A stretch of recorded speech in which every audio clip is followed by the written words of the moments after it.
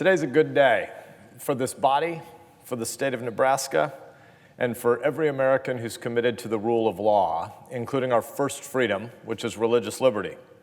In a few minutes, we'll be voting to confirm Brian Buescher to be the U.S. Federal District Judge for the District of Nebraska. Brian is a born and raised Nebraskan. He's a husband, a father of 5, and for nearly 2 decades, he has served his home state admirably in the legal profession. His nomination is an honor for our state, and it's a testament to his integrity and to his tireless service. At the same time, Brian's confirmation process has been an occasion for one of the most baffling displays of constitutional confusion and for prejudice I've seen in my time here. Brian is a Catholic, and he's a member of the Knights of Columbus. The Knights of Columbus is the largest Catholic fraternal organization in the world. The organization's 1.6 million members, raises millions and millions of dollars every year for charity, and they contribute millions, literally millions and millions of hours of volunteer service and volunteer charity for their neighbors. Like a lot of Catholic men in Nebraska, Brian joined the Knights of Columbus as a way to give back to his community. This is not a scandal. This is actually just really basic, sometimes really boring love of neighbor. But it's the kind of stuff that makes communities work. But according to some of my colleagues on the Senate Judiciary Committee, Brian's association with this extraordinary charitable organization, again, really mundane, the Knights of Columbus, the largest Catholic fraternal organization in the world, according to some of my colleagues, the Knights of Columbus is an extremist outfit. One of my colleagues suggested that Brian needs to resign his membership in the Knights if he were confirmed to the federal bench to avoid the appearance of conflict and bias. Really bizarre stuff. The Knights of Columbus, to be clear, is not some shadowy organization from a Dan Brown novel. The Knights is a bunch of guys who organize fish fries. Sometimes they sell Tootsie Rolls, but basically what they're doing is they're helping fund organizations like the Special Olympics. That's what they do in Omaha and Lincoln and across Nebraska and across the country. It is really weird that we are talking about the Knights of Columbus as an extremist organization. In this weird rebirth of McCarthyism, it seems that Catholics are to replace the communists. And this isn't just Brian. We've had other nominees come before the Senate Judiciary Committee this year, being asked questions laughably close to, are you now or have you ever been involved in the organization of a fish fry?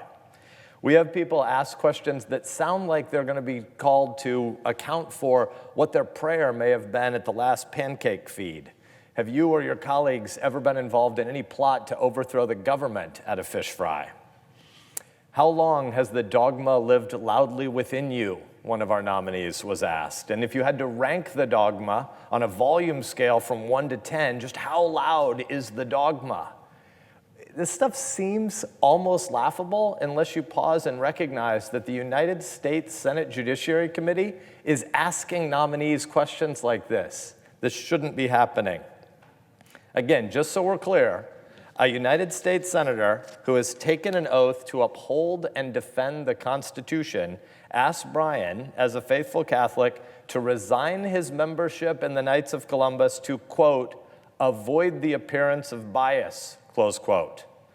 The implications in these questions is really straightforward. It is that Brian's religious beliefs and his affiliation with his Catholic religious fraternal organization might make him unfit for service. Let's put it bluntly, this is plain, unadulterated anti-Catholic bigotry, and this isn't a new thing in U.S. history, it's just a new thing. 60 years ago in this body, John F. Kennedy was asked as he was running for president some really similar questions. It's also plainly unconstitutional. Every member of this body, all 100 of us, has raised our hands and took an oath to defend the Constitution, which in Article 6 states, in language so clear that even a politician has to acknowledge that it says what it says, quote, no religious test shall ever be required as qualification to any office or public trust in the United States, close quote. I just want to say this again. This is just straight out of the Constitution, Article 6. No religious test shall ever be required as qualification to any public office or public trust under the United States. That's why, because this was happening in the Senate Judiciary Committee, in January, I led a charge on the floor to push through a resolution to reaffirm our oath of office to the Constitution that rejects religious bigotry. I called on every member of this body to affirm that we respect the freedom of every American to worship as he or she sees fit and to live out their faith in the public square. Fortunately, the federal government, and politics more broadly, is not in the business of trying to resolve questions of heaven and hell. That's not what we use politics for in this country. Here, we're only in the very this-worldly business of trying to maintain the peace and the public order necessary so that every individual can make their own decisions about ultimate matters, about last things, for themselves under the dictates of conscience, not trying to submit to the whims of politicians or political movements. This is a great American blessing, and we need to reaffirm it, and we need to reteach it every occasion we have that opportunity. Happily, the unanimous support for that resolution was an encouraging step. And today, in a few minutes, when Brian Buescher is going to be confirmed as a U.S. District Judge for the District of Nebraska, we will see another important step, which is a reaffirmation and a confirmation to the American people that people of every faith and of no faith, to Protestants and Catholics, Jews and Muslims, Hindus and Buddhists, agnostics, atheists, and otherwise, that in America, you have a place in the life of this nation. We don't have to resolve every conflict, even conflicts and arguments and debates about things more important than politics. We don't have to resolve every conflict to agree that we will live peaceably together in this polity. This should be a reaffirmation of the basic American belief that there is room in this country to disagree.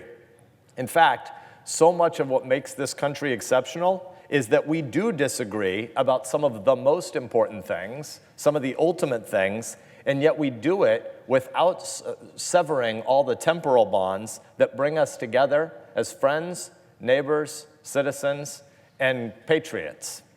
Brian is a good man, and I'm convinced Brian is going to be a great judge.